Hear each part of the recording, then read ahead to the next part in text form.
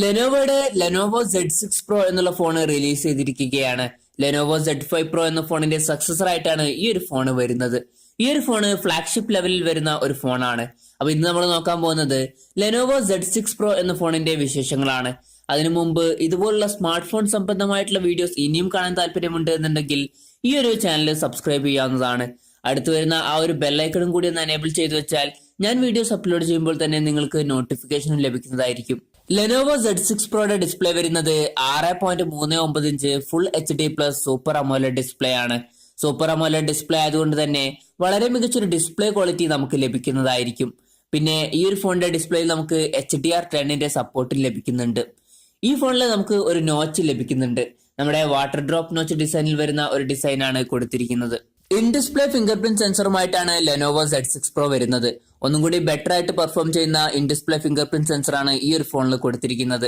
Company അവകാശപ്പെടുന്നത് കുറച്ചൊക്കെ നനഞ്ഞ കൈയാണെങ്കിലും ഈ ഒരു in display finger print sensor ആ ഒരു വിരല് ഡിറ്റക്ട് ചെയ്യും എന്നുള്ളതാണ്. പിന്നെ ബാക്കർ വരുന്നത് ഒരു ഗ്ലാസ് ബോഡിയുമായിട്ടാണ്. ഗൊറില്ല ഗ്ലാസിന്റെ പ്രൊട്ടക്ഷനും ഈ ഫോണിൽ നമുക്ക് ലഭിക്കുന്നുണ്ട്. അത്യാവശ്യം സ്റ്റൈലിഷ് ആയിട്ടുള്ള ഒരു ഫോണാണ് ലെനോവോ Z6 Pro എന്നുള്ളത്. പിന്നെ പെർഫോമൻസിനെ പറ്റി പറയുകയാണെങ്കിൽ പ്രോസസർ വരുന്നത് സ്നാപ്ഡ്രാഗന്റെ ഏറ്റവും ലേറ്റസ്റ്റ് ആയിട്ടുള്ള സ്നാപ്ഡ്രാഗൺ 855 എന്നുള്ള പ്രോസസറാണ്. അതുകൊണ്ട് തന്നെ ബെസ്റ്റ് ആയിട്ടുള്ള ഒരു പെർഫോമൻസ് ആയിരിക്കും ഈ ഒരു ഫോണിൽ നമുക്ക് ലഭിക്കുക. പിന്നെ 6 GB റാം ആണ് ബേസ് വേരിയന്റിൽ വരുന്നത്. 8 GB റാമിന്റെയും 12 GB റാമിന്റെയും വെർഷൻസ് വേറെ വരുന്നുണ്ട്. 6 GB റാമിന്റെ കൂടെ 128 GB ഇന്റേണൽ ആണ് വരുന്നത്.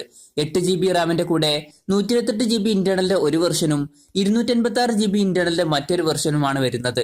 12 GB കൂടെ 512 GB ഇന്റേണൽ ആണ് വരുന്നത്. പിന്നെ ഫോൺ യൂസ് ചെയ്യുമ്പോഴും അതുപോലെ ഗെയിം കളിക്കുമ്പോഴും ഫോൺ അധികം ഹീറ്റ് ആവാതിരിക്കാൻ വേണ്ടിയിട്ട് ഒരു ലിക്വിഡ് കൂളിംഗ് സിസ്റ്റം കൊടുത്തിട്ടുണ്ട്. PC ഗ്രേഡ് ലിക്വിഡ് കൂളിംഗ് സിസ്റ്റമാണ് ഈ ഒരു ഫോണിൽ ഉപയോഗിച്ചിരിക്കുന്നത്. പിന്നെ സോഫ്റ്റ്വെയർ ഉപയോഗിച്ചിരിക്കുന്നത് ആൻഡ്രോയിഡ് 9 ബേസ് ചെയ്തിട്ടുള്ള സോഫ്റ്റ്വെയർ ആണ്. ഈ ഒരു ഫോണിന്റെ എടുത്തു പറയേണ്ട മറ്റൊരു ഫീച്ചർ ഇതിന്റെ ക്യാമറയാണ്. പിൻ ക്യാമറ വരുന്നത് 4 ക്യാമറ സെറ്റപ്പിലാണ്. 48 മെഗാപിക്സലിന്റെ f1.8 അപ്പേഴ്സിൽ വരുന്ന ഒരു മെയിൻ സെൻസറും 16 മെഗാപിക്സലിന്റെ f2.2 അപ്പേഴ്സിൽ വരുന്ന ഒരു അൾട്രാ വൈഡ് ലെൻസും 8 മെഗാപിക്സലിന്റെ f2.4 അപ്പേഴ്സിൽ വരുന്ന ഒരു ടെലിഫോട്ടോ ലെൻസുമാണ് വരുന്നത്. ഇതുകൂടാതെ 2 മെഗാപിക്സലിന്റെ f1.8 അപ്പേഴ്സിൽ വരുന്ന ഒരു ഡെഡിക്കേറ്റഡ് വീഡിയോ ക്യാമറ സെൻസറും നമുക്ക് ലഭിക്കുന്നുണ്ട്. പിന്നെ ഒരു TOF ലെൻസും കൂടി നമുക്ക് ഇതിന്റെ കൂടെ ലഭിക്കുന്നതാണ്. ഈ ഒരു ഫോണിൽ ഫ്രണ്ട് ക്യാമറ വരുന്നത് 32 മെഗാപിക്സലിന്റെ f2.0 അപ്പേഴ്സിൽ വരുന്ന ഒരു സിംഗിൾ സെൻസർ ആണ്.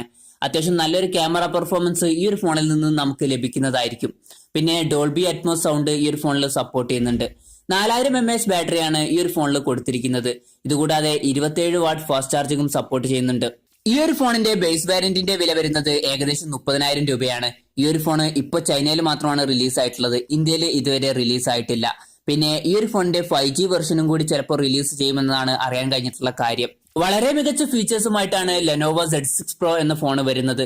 വളരെ മികച്ചൊരു ക്യാമറ, പിന്നെ മികച്ചൊരു പെർഫോമൻസ്, പിന്നെ നല്ലൊരു ഡിസ്പ്ലേയും ഈ ഒരു ഫോണിൽ നമുക്ക് ലഭിക്കുന്നുണ്ട്.